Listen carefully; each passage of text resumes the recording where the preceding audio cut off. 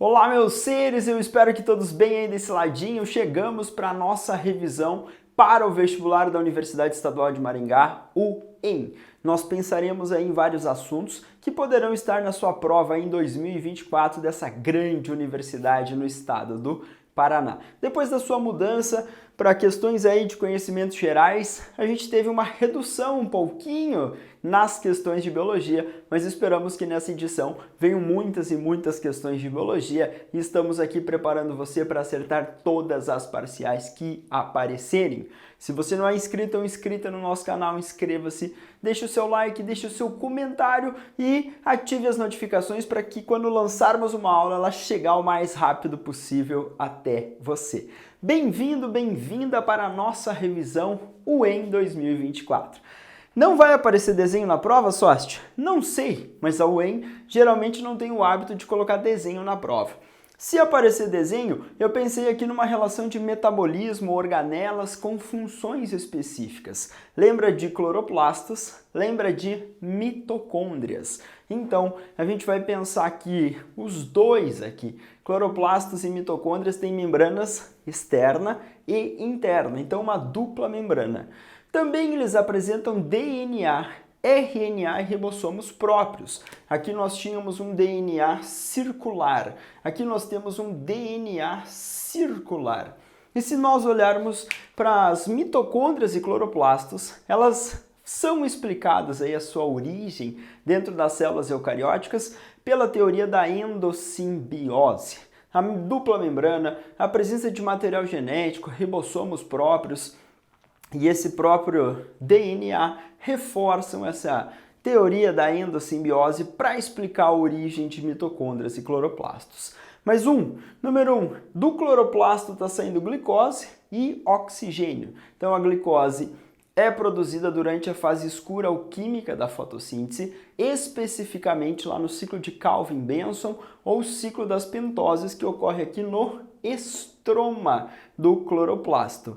Essa produção de carboidrato depende do CO2. Então o CO2 vai entrar, tem uma enzima aqui no estroma chamada rubisco, e essa enzima catalisa, ou seja, acelera a fixação do gás carbônico na ribulose 1,5-bifosfato. Então ela vai acelerar a reação química e a utilização do gás carbônico para produzir o composto orgânico.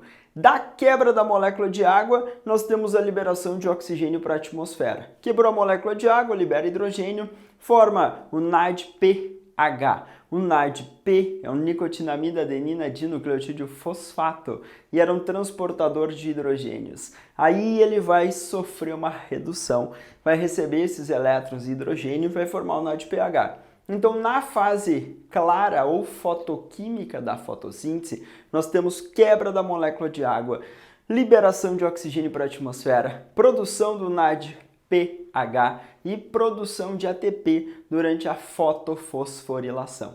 A fotofosforilação pode ser cíclica ou acíclica. E durante a fotofosforilação acíclica é que ocorre quebra da molécula de água, portanto, liberação de oxigênio para a atmosfera.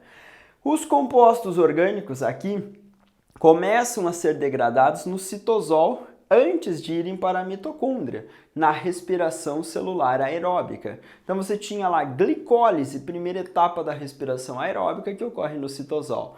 Depois o ciclo de Krebs, ou ciclo do ácido cítrico, que vai promover a maior parte da liberação do gás carbônico, que ocorre aqui na matriz mitocondrial. Também durante o ciclo de Krebs são liberados lá o FADH2, NADH, que são transportadores de elétrons e hidrogênios. Esses hidrogênios serão entregues aqui no sistema de transportadores na membrana interna das mitocôndrias. Lá vai ocorrer a fosforilação oxidativa, com a maior parte da produção do ATP. Então nós teremos na membrana interna das mitocôndrias a fosforilação oxidativa. Na matriz mitocondrial, o ciclo de Krebs ou ciclo do ácido cítrico. E fora das mitocôndrias, a glicólise. Então isso vai caracterizar a respiração celular aeróbica, que tem como objetivo a produção de grande quantidade de adenosina trifosfato, ATP. O próprio ATP é um nucleotídeo. Os nucleotídeos são os tijolinhos, são as unidades que formarão os ácidos nucleicos. E o nucleotídeo é formado por uma estrutura chamada de fosfato, por uma pentose, que é um açúcar de 5 carbonos, e por uma base nitrogenada. No caso do DNA, a pentose é a desoxirribose. No caso do RNA, a pentose é a ribose. E a base nitrogenada aqui pode ser adenina, timina, citosina ou guanina, se for moléculas de DNA. Então nós encontramos essas 4 bases. Agora, se for uma molécula de RNA, adenina, citosina, guanina e uracil ou uracila. Não esqueça que podemos diferenciar o DNA do RNA. No DNA você tem 2 fitas de nucleotídeos. Adenina faz parzinho, 2 ligações de hidrogênio com timina. Citosina, 3 ligações de hidrogênio com guanina. Nós teremos desoxirribose no DNA. Nós teremos timina no DNA. No RNA nós temos uma fita de nucleotídeos. Nós temos o que mais? Ribose e nós temos adenina, citosina, guanina e uracil ou uracila. Nas células, DNA fita dupla, RNA fita simples. Aí você lembra que pode ter mudança nesses seres chamados de vírus, mas depois a gente comenta sobre eles. O foco aqui é no nucleotídeo, é o tijolinho para formar ácido nucleico. E os 2 ácidos nucleicos famosos são o DNA e o RNA. Não esqueça que são compostos orgânicos. Aqui, quando a gente falou na glicose e quebrar essa substância, a glicose também é um composto orgânico lá no grupo dos carboidratos. Se a prova te dá uma sequência de letrinhas assim, então 3 linhas, timina, adenina, citosina, guanina, timina, adenina, citosina, timina, adenina, 5 linhas. O DNA tem 2 fitas. Na duplicação, as 2 fitas servem de modelo ou molde, por isso aquela duplicação semi-conservativa, que conservava metade. Se eu olhar para a transcrição, uma das fitas serve de molde. Então ela está nesse sentido 3, 5. A RNA polimerase vai fazer a leitura e vai montar um RNA. Se for nas células eucarióticas, é chamado de pré-RNA mensageiro. E esse pré-RNA mensageiro sofre aquele processamento conhecido como splice, que é caracterizado pela retirada dos introns e ficar só os exons. Se forem células procarióticas, vai diretão. Mas vem comigo, do DNA passando a informação para o RNA, eu chamo isso de transcrição. A enzima RNA polimerase trabalha monstruosamente para fazer essa transcrição. Agora, você tem 5 linhas. A ou G, 3 letrinhas do RNA mensageiro, 3 letrinhas do RNA mensageiro, chamamos de códon. Então, a cada 3 letrinhas no RNA mensageiro, um códon. E esses códons vão orientar aminoácidos, com exceção do códon UAA, o AG e o GA, que indicam o fim da síntese de proteínas. A, U, G é o códon de início ou de iniciação, que orienta um aminoácido chamado metionina. Se nós olharmos para o código genético, a gente vai olhar para a relação do códon e do respectivo aminoácido. Então, cada 3 letrinhas do RNA mensageiro, códon. 3 letrinhas lá no RNA transportador, anticódon. Códon e anticódon se pareiam ali com a necessidade dos ribossomos para a realização da síntese de proteínas. Nos eucariotos, a transcrição ocorre no núcleo das células e a tradução ocorre no citoplasma das células. Então, nós teremos essas 2 orientações importantes na síntese de proteínas. Não esquece na comparação, não esquece ainda que esse DNA pode ser manipulado lá para a produção dos organismos transgênicos. Ele pode ser manipulado em testes para reconhecimento, como paternidade, por exemplo. Nós podemos ter terapias substituindo, editando moléculas de DNA. Então a gente pode fazer muitas coisas lá na biotecnologia. Apareceu na última edição, não acredito que eles vão repetir de novo. Vão ser muito chato se repetir. Mas se repetir, eu sei que vocês dominam. Então eu fui para uma outra área aqui que a whey não se manifestou há um bom tempo ainda em relação à síntese de proteínas. Essa síntese intensa de proteínas ocorre durante um período chamado de interfase, que é o período que antecede a divisão celular, que a prova pode falar em ciclo celular. E o ciclo celular é como se fosse o tempo de vida dessa célula. Ela pode estar em interfase ou ela pode entrar em divisão. A divisão pode ser mitótica ou pode ser meiótica quando você estuda. Mas aqui vamos focar na mitose. Vamos focar muitas células, como da nossa epiderme, algumas células da derme, de alguns tecidos corporais, estão em constante divisão mitótica. Essa mitose é caracterizada por formar células geneticamente iguais. Claro, se não ocorrer nenhum erro, nenhum equívoco. Essas células geneticamente iguais, elas mantêm a ploidia. Se for uma célula humana, diploide, 2N igual a 46 cromossomos, ou 23 pares. Os pares de cromossomos formam homólogos, que são cromossomos do mesmo par. Um que foi de origem paterna e outro que foi de origem materna. Então as células somáticas são células diploides, são células que carregam 46 cromossomos. As que têm capacidade de divisão passam por um período anterior de preparação, chamado de interfase, G1, S e G2. São divisões da interfase.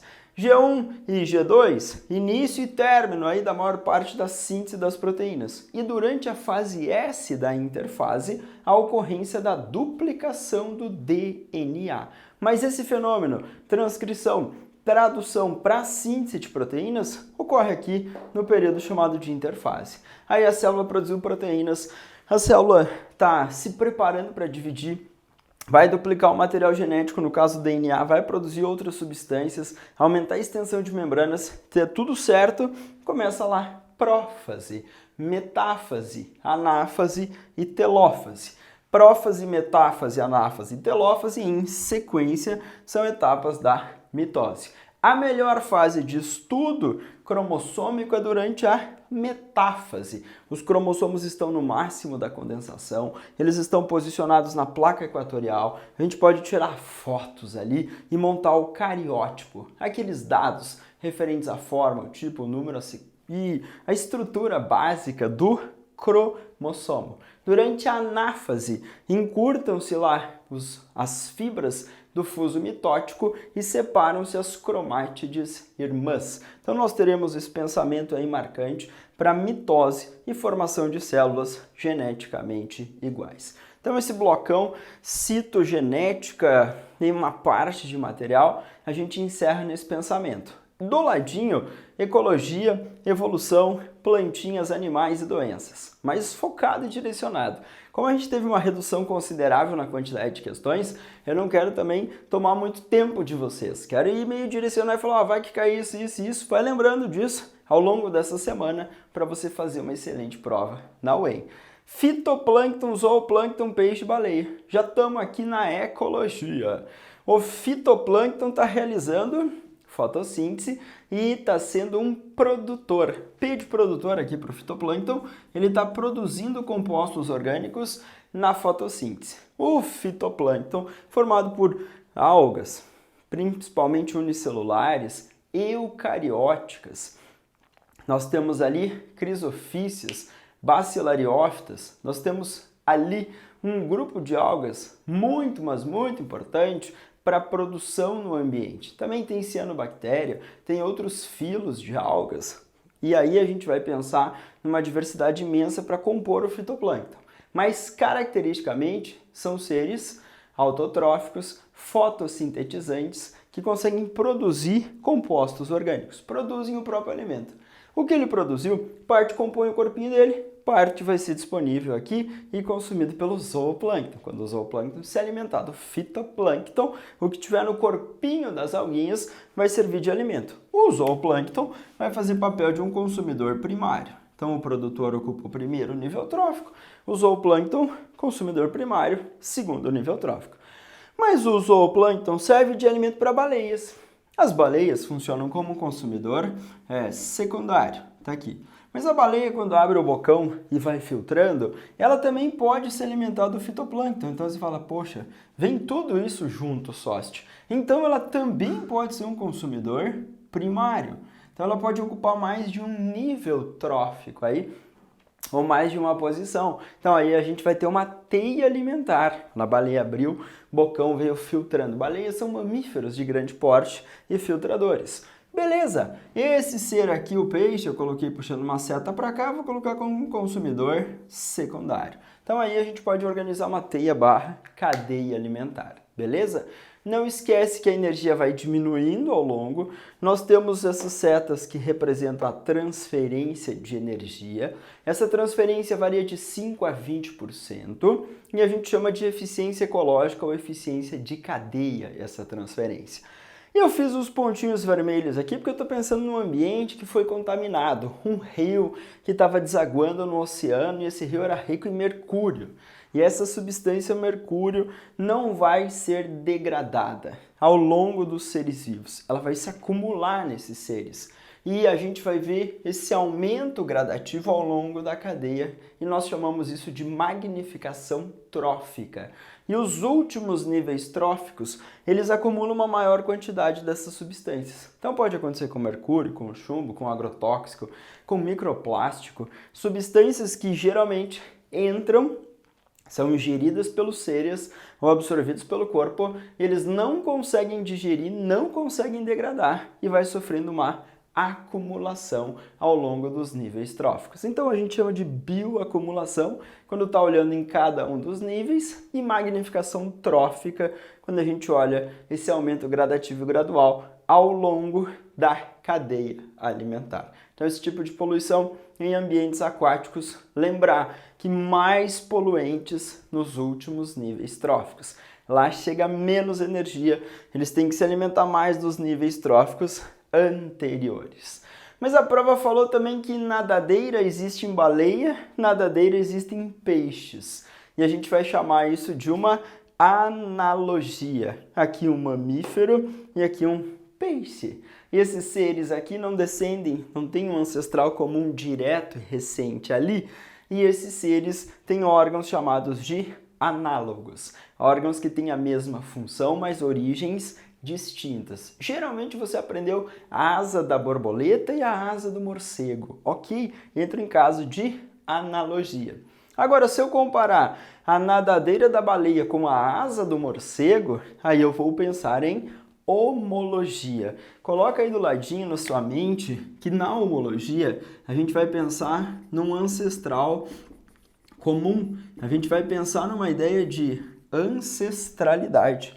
Esses indivíduos compartilham um ancestral e a partir desse ancestral, esses indivíduos começaram a explorar ambientes, nichos diferentes e colonizaram ambientes diferentes. Rolou aquela tal de irradiação adaptativa. Então, a partir de uma população ancestral, você vê a formação de baleias, de morcegos, de primatas, a partir de uma população mamífera ancestral. Isso demonstra um órgão chamado de homólogo e esses indivíduos se espalhando por vários ambientes, a irradiação adaptativa. É uma demonstração isso da divergência evolutiva ou evolução divergente. Então tudo isso você pode associar com os órgãos chamados de homólogos, sempre pensando na ancestralidade comum.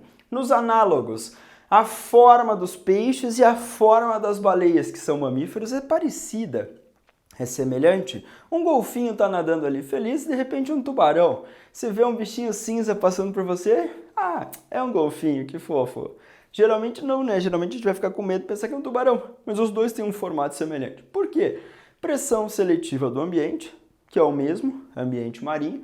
Isso fez com que a seleção natural fosse atuando e espécies não aparentadas ali diretamente tenham o mesmo formato corporal. Então foi uma adaptação extremamente vantajosa para explorar esse ambiente. Isso a gente vai chamar de convergência evolutiva, quando espécies não aparentadas desenvolveram características semelhantes, formas corporais, estruturas corporais, com uma adaptação àquele ambiente. Então aqui, sem ancestralidade comum, aqui com uma ancestralidade comum.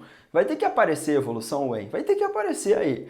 Plantinhas, eu foquei em tecidos vegetais. Geralmente ela vai colocar um tecido sob consumo de alimentos, alimentos de origem animal, alimentos de origem vegetal. Se eu estou consumindo, por exemplo, mandioca, a mandioca é uma raiz, um órgão vegetal. Ah, mas eu comi uma batatinha frita. A batatinha inglesa é um caule. E nos caules a gente vê gemas laterais. Batatinha, quando nasce, espalha a rama pelo chão. As bolachinhas que tem lá na batatinha, no caule, chamado de tubérculo, a gente tem ali um acúmulo de meristemas. Beleza? Esses meristemas multiplicam e as células estão em constante divisão mitótica. Meres em divisão. Estão em constante divisão mitótica e essa divisão faz crescer. Os meristemas são tecidos em divisão para garantir um crescimento das plantas.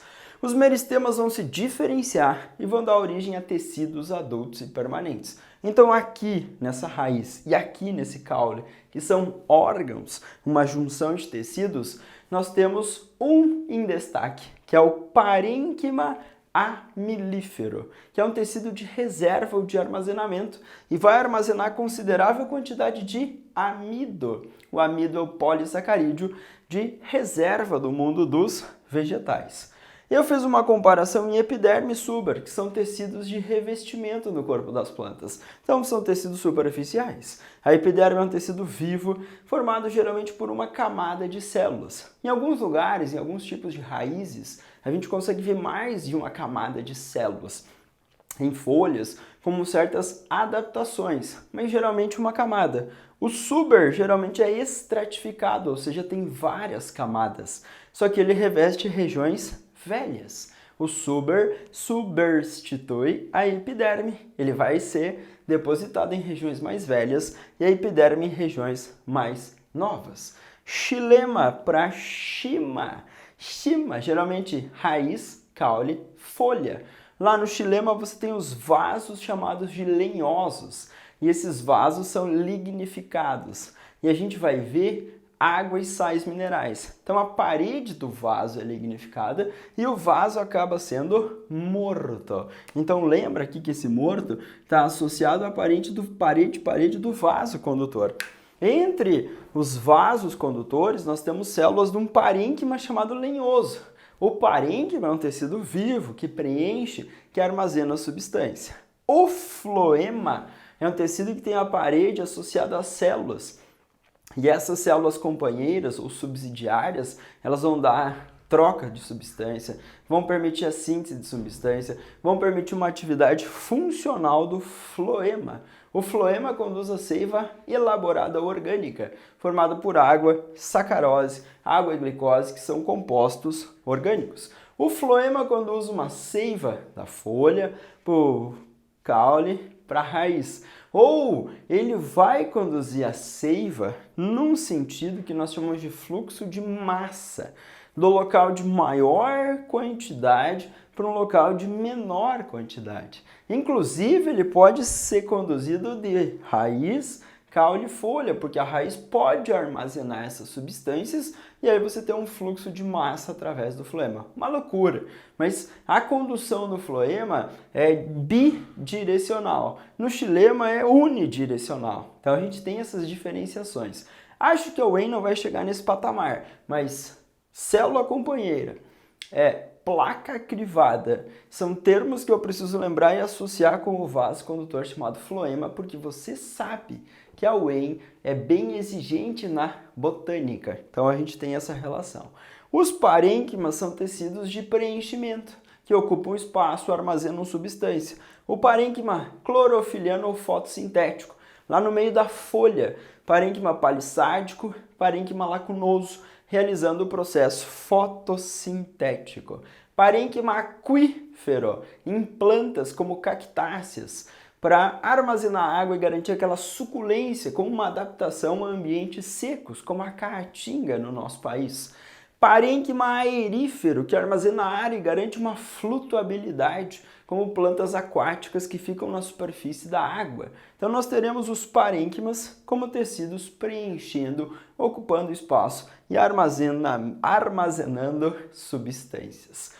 Os animais consomem geralmente quantidades consideráveis de plantas. E aí, geralmente, nós chamamos esse animalzinho que consumiu a planta diretamente de um herbívoro numa cadeia alimentar. E geralmente esses animais têm adaptações para garantir a digestão. Então eu coloquei aqui digestão comparada. Estou pensando em grupos animais. Poríferos têm uma digestão intracelular. Quinidários e plateumintes têm uma digestão extra-intracelular. E geralmente os outros têm digestão extracelular, de uma comparação geral. Então a digestão pode ser intra, pode ser extra-intra e pode ser extracelular. Beleza. Pode ser extracorpórea, aranhas que picam, introduzem toxinas para causar uma paralisia no animal e lançam enzimas que começam uma digestão extracorpórea. Beleza? Todos os animais têm um sistema digestório? Não. Os poríferos, por exemplo, não têm um sistema digestório. As tênias, que são plateumintes, também não têm. As tênias absorvem os nutrientes pela superfície corporal e elas estão parasitando lá o nosso intestino, ok? Agora, os animais podem ter um tubo digestório incompleto. Isso ocorre nos quinidários e nos plateumintes. As tênias seriam a exceção dos plateumintes com nada, com não existir tubo digestório nas tênias. Agora, o restante de plateumintes, incompleto, só uma abertura. E se eu olhar para nematelminte, molusco, anelídeo, artrópode, quinoderme, cordado, todo mundo tendo tubo digestório completo. Então, se cair algo de animais, eu acredito que vai ser digestão comparada em relação a quem possui um tubo digestório, quais são esses grandes grupos animais ou adaptações. Por exemplo, mamíferos chamados de ruminantes. Os mamíferos ruminantes tinham o estômago dividido em 4 compartimentos: pança, rumen, retículo, barrete, omaso, folhoso, abomaso, coagulador. E aí, nessa pança, o rumen, geralmente a maior parte ali do estômago do bovino, nós temos micro-organismos, principalmente bactérias.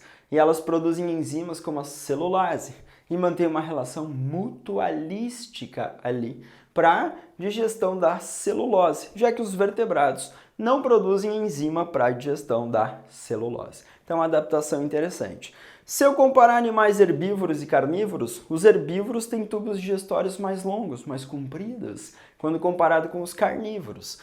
Digerir os vegetais é mais estressante, tem muitos tecidos como o suber, como o xilema, como o esclerênquima, que não são de fácil digestão, que podem ter lignina, suberina, celulose, e os animais não conseguirem enzimas aí para fazer a digestão dessas substâncias que foram ingeridas na alimentação de herbívoros. E aí o tubo digestório vai ser mais longo, o alimento vai ficar mais tempo, vai ter associação com micro-organismos para tentar digerir e fazer a utilização desses nutrientes. Então, cuidado com esse meu chute de assunto que pode cair na prova.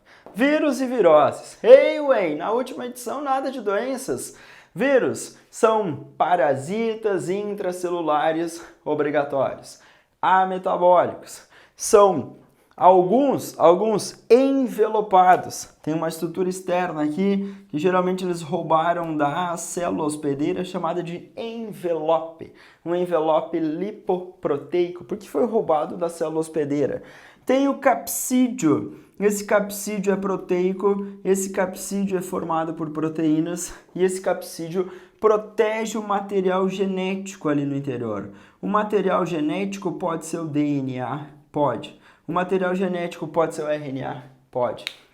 E o DNA pode ser de fita dupla ou simples em vírus. O RNA pode ser de fita dupla ou simples em vírus. Então, o capsídeo está ali protegendo o material genético e alguns vírus envelopados, eles têm ainda essa estrutura externa que vai facilitar a entrada em células hospedeiras. Os vírus podem ter DNA como material genético, adenovírus, RNA, os ribovírus, de uma maneira geral. Dentro dos vírus com RNA, tem aqueles com RNA cadeia positiva, RNA cadeia negativa e os retrovírus. O retrovírus como o vírus causador da AIDS, o vírus HIV, que além do RNA como material genético, ele tem uma enzima chamada transcriptase reversa, que serve e essa enzima para cópia do RNA para a produção do DNA. Então ela usa basicamente o RNA como um modelo, um molde, para a produção do DNA. Então é muito usada essa transcriptase reversa quando a gente quer pegar moléculas de RNA e produzir o que nós chamamos de DNA complementar, ou um cDNA, que é o DNA complementar. Aí eu consigo produzir moléculas de DNA a partir de RNA com a enzima transcriptase reversa. O vírus da AIDS ataca os nossos linfócitos TCD4, que são células de defesa. AIDS é uma infecção sexualmente transmissível, transmitida por relações sexuais desprotegidas, entre outras maneiras, como a transfusão de sangue ou o contato, aí em acidentes. Se eu olhar para arboviroses, dengue e febre amarela, são viroses transmitidas por artrópodes. Então, o mosquito Aedes aegypti, um inseto holometábulo, que se desenvolve aí em águas paradas. Postura do ovinho, aí do ovo surge uma larva, constrói um casulo, tem uma pupa lá dentro e sai um adulto, um inseto holometábulo. Arboviroses são viroses transmitidas por artrópodes. Dengue, zika, chikungunya, febre amarela. Não esquece, vacina para febre amarela, sarampo, rubéola. Sarampo, rubéola, tosse, espirro, secreções gotículas. E aí a gente faz a transmissão, assim como a gripe, a Covid.